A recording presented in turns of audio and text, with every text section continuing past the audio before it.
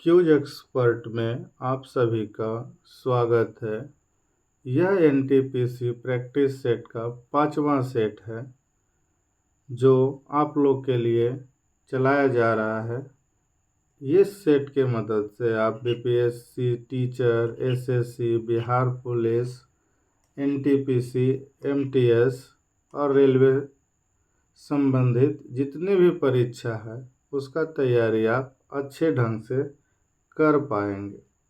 इसमें कुल मिलाकर आपको 25 प्रश्न होंगे जो कि वन लाइनर होंगे। इसमें ज़्यादा डिस्कशन नहीं किया जाएगा। तो आते हैं आपके पहले प्रश्न पे कि मन्नार की खाड़ी कहाँ स्थित है। तो ये तमिलनाडु में स्थित, तमिलनाडु के पूर्व में स्थित है ये, यानी ऑप्शन नंबर बी होगा इसका सही जवाब। अगला प्रश्न है, भारत में किस किस्म के कॉफ़ी का उत्पादन किया जाता है। तो भारत में जो है अरेबिका नाम का किस्म का कॉफ़ी जो है उत्पादन किया जाता है, यानी ऑप्शन नंबर सी इसका सही जवाब होगा। अगला प्रश्न है, भारत में किस खाद्य फसल का उत्पादन सबसे अधिक होता है। तो इसका सही जवाब है चावल। चावल भारत में अत्यधिक उगाया जाता है। हालांकि खेती तो सभी का होता है पर चावल अधिक उगाया जाता है, यानी ऑप्शन नंबर डी इसका सही जवाब होगा। अगला प्रश्न है कि सबसे लंबी तटीय रेखा वाला राज्य कौन सा है। तो सबसे लंबी तटीय रेखा वाला जो राज्य है वो गुजरात है। गुजरात जो है भारत का सबसे लंबी तटीय रेखा वाला राज्य है। अगला प्रश्न है कि निम्नलिखित में से कहाँ श्रीहरिकोटा स्थित है। तो श्रीहरिकोटा जो है वो आंध्र प्रदेश में स्थित है, यानी ऑप्शन नंबर सी जो है इसका सही जवाब होगा। अगला प्रश्न है, राजस्थान की खेतड़ी परियोजना किसके उत्पादन के लिए है। तो ये जो है तांबा के लिए है।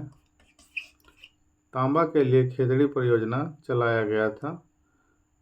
अगला प्रश्न है, भारत में विद्युत उत्पादन में किस प्रकार के विद्युत का अधिकतम हिस्सा है। तो इसका सही जवाब है तापीय विद्युत जो है अधिकतम हिस्सा में है विद्युत उत्पादन में। कुल सिस्टम। अगला प्रश्न है कि निम्नलिखित में से कौन से दो राज्य कावेरी जल विवाद से संबंधित है। तो इसका सही जवाब है कर्नाटक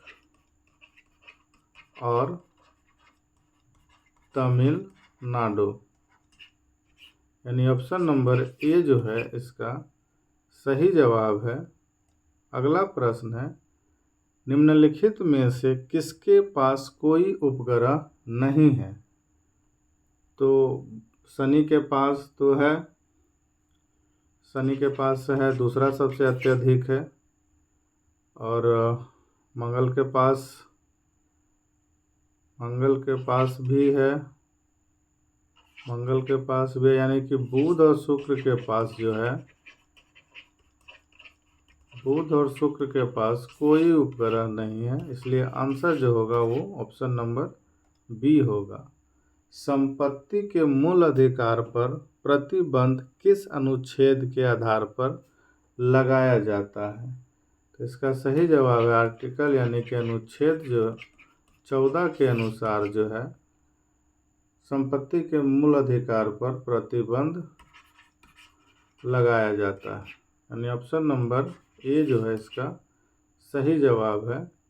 अगला प्रश्न है, संविधान का कौन सा अनुच्छेद सर्वोच्च न्यायालय को अपने निर्णय अथवा आदेश पर पुनः विचार का अधिकार प्रदान करता है। तो इसका सही जवाब है ऑप्शन नंबर बी, यानी अनुच्छेद 137। अगला प्रश्न है प्रधानमंत्री जो है किसके द्वारा नियुक्त किया जाता है? तो प्रधानमंत्री सिर्फ जो है राष्ट्रपति द्वारा नियुक्त किया जाता है, यानी ऑप्शन नंबर सी इसका सही जवाब होगा। अगला प्रश्न है भारत की अर्थव्यवस्था को सबसे अच्छे ढंग से किन शब्दों में व्यक्त किया जाता है? तो इसका सही जवाब है मिश्रित अर्थव्यवस्था, यानी ऑप्शन नंबर डी जो है सही जवाब होगा। अगला प्रश्न है पहली राष्ट्रीय आय समिति का गठन कब किया गया था? तो पहली राष्ट्रीय आय समिति का गठन जो है 1949 में किया गया था, इसलिए इसका सही जवाब ऑप्शन नंबर बी होगा। अगला प्रश्न है निम्नलिखित में से कौन सा तत्व स्वतंत्र अवस्था में पाया जाता है? तो इसका सही जवाब है सल्फर।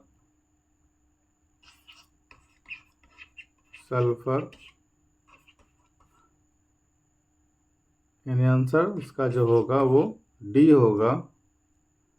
अगला प्रश्न है भारी जल का अनुभार कितना होता है? तो भारी जल का जो अनुभार है वो 20 होता है, इसको D2O कहा जाता है। अगला प्रश्न है इलेक्ट्रोप्लेट्स होने वाली सदैव बनाई जाती है जो धातु उस पर चढ़नी है वह सदैव बनाई जाती है। कैथोड और एनोड की बात किया है, तो इसका सही जवाब होगा एक प्लेट होगा उसका कैथोड का और दूसरा प्लेट होगा एनोड का, यानी कि पहले कैथोड आएगा बाद में एनोड आएगा, यानी ऑप्शन नंबर ए जो है इसका सही जवाब है। अगला प्रश्न है सिलिकॉन कार्बाइड का उपयोग किया जाता है किन कार्यों में किया जाता है? तो सिलिकॉन का उपयोग किया जाता है बहुमूल्य कठोर वस्तु को काटने में, यानी ऑप्शन नंबर ए जो है इसका सही जवाब है। अगला प्रश्न है निम्नलिखित में से कौन सा तत्व रासायनिक रूप में धातु व अधातु दोनों के समान कार्य करता है? तो ये कार्बन है जो कि समान कार्य करता है, ये उपधातु के तरीका से काम करता है। कार्बन फैमिली में कुछ तत्व जो है उपधातु का व्यवहार करता है, जैसे कि ग्रेफाइट ही है। अगला प्रश्न है स्टील में कितना प्रतिशत कार्बन होता है? तो स्टील में कार्बन की मात्रा जो होता है वो 0.1 से 2% के बीच होता है, यानी आंसर जो होगा ऑप्शन नंबर ए होगा। अगला प्रश्न है सीमेंट के प्रमुख संगठन में शामिल है पोर्टलैंड सीमेंट में, तो इसका सही जवाब होगा लाइम, सिलिका और एल्यूमिना, यानी ऑप्शन नंबर डी जो है इसका सही जवाब है। स्टार्च का रासायनिक सूत्र क्या होगा? तो स्टार्च का रासायनिक सूत्र C6H10O5 और हॉल N होगा, यानी ऑप्शन नंबर डी जो है इसका सही जवाब होगा। आते हैं अगले प्रश्न पे कि निम्न में कौन जल में कोलाइडीय विलयन बनाता है? तो इसका सही जवाब होगा सोडियम क्लोराइड NaCl, जिसे साधारण नमक के नाम से भी जाना जाता है। ऑप्शन नंबर डी जो होगा इसका सही जवाब होगा। अगला प्रश्न है उत्परिवर्तन प्रस्तुत किसने किया था? तो उत्परिवर्तन जो है ह्यूगो डी ब्रिज जो थे, इन्होंने ह्यूगो डी ब्रिज, इसलिए इसका आंसर होगा डी। अंतिम प्रश्न है निम्नलिखित में से कौन सी ग्रंथि अंतः तथा बाह्य स्रावी दोनों है? यानी अंतः स्रावी भी है और बाह्य स्रावी दोनों है, तो इसका सही जवाब होगा पैंक्रियास जो है अंतः और बाह्य दोनों स्रावी है। ये था आज का कुल 25 प्रश्न जो एनटीपीसी जैसे exam, SSC, MTS, railway, Bihar police, इन सबों के लिए ये चलाया जा रहा है। वीडियो को ज़रूर देखें, लाइक करें, शेयर करें और चैनल को सब्सक्राइब ज़रूर करें। अगला वीडियो जो है सीरीज वाइज का जल्द ही अपलोड किया जाएगा, तो वीडियो को देखें।